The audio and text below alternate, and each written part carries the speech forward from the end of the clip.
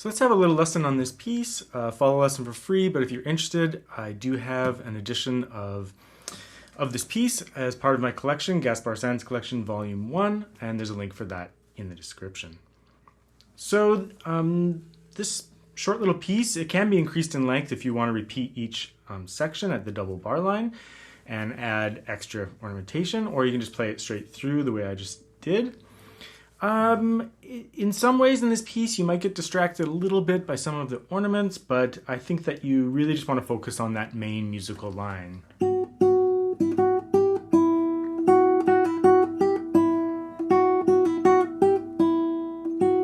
And not get too distracted by like the trills that occur on the inner voice. And we'll talk about the technical challenge of that in just a second.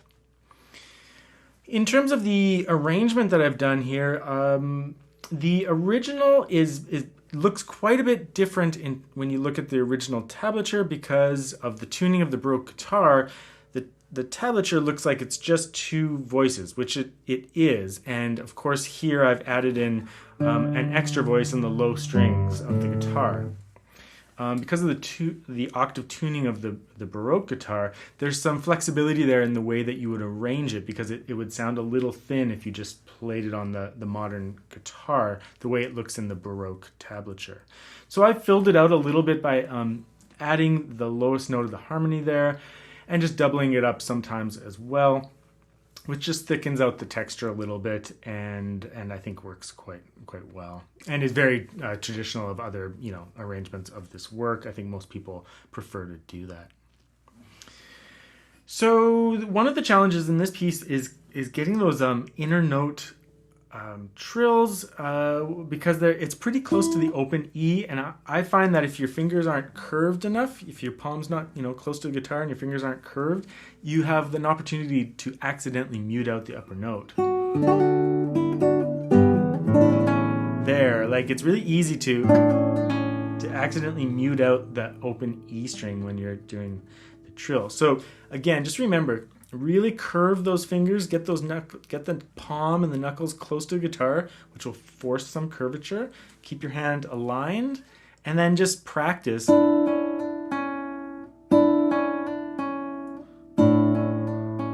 doing those inner note trills to make sure you can get them. But again, don't get distracted from presenting the upper musical line. Don't get too focused on that note, because the actual upper line I think is really important. The lower line is too, because it's like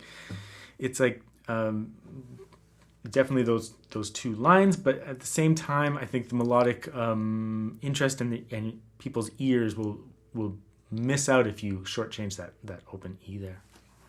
So let's just go through the piece. And in terms of the trills, by the way, when the trills kind of occur at the very beginning of the measure, I usually just do a trill based on the written note, so like F, G, F.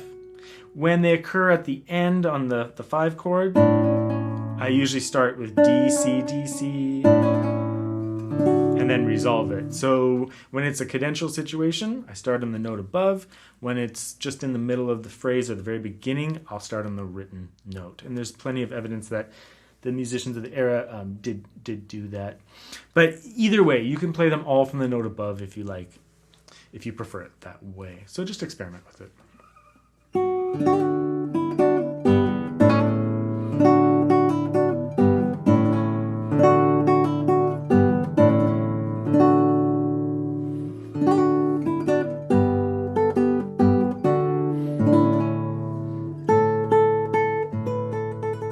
Some people really almost put a fermata on that note. And then start again. I don't do it quite that extreme, but I certainly take some extra relaxation in the pulse there.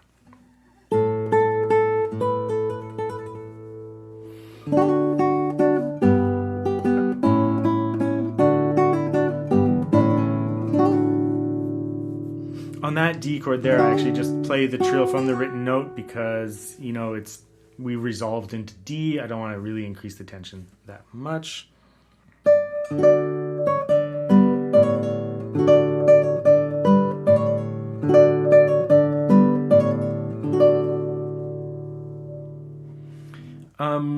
in that particular section, feel free to add the B both times when that chord occurs. So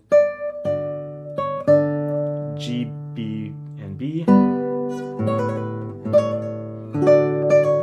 Feel free to add it there too. It's not in the original, but maybe it should be. Same thing here. You can kind of elongate that and then continue.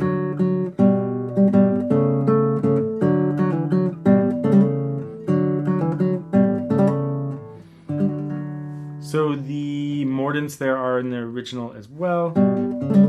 So just A, G, A. All the ornaments are in the original, and the vibrato in the era on the Baroque guitar, I think it was a pretty intense vibrato, almost like a trill ornament, so intense. But on the modern guitar, I don't always find that works out, so I underplay those. But you can experiment with like, really, really bringing those out if you wish. I just find it a little bit much on the modern instrument. That's pretty much it. It's a very deceiving piece in terms of difficulty, because at first it seems like super easy, especially if you remove the trills. And then as you start speeding it up and doing it, it's a little bit tough to just keep clean and rhythmic and moving forward. So don't underestimate it, but at the same time, just focus on that upper musical line, while also making sure that the middle voice in my arrangement here, or the lower voice in the original, is consistent and sustained as well.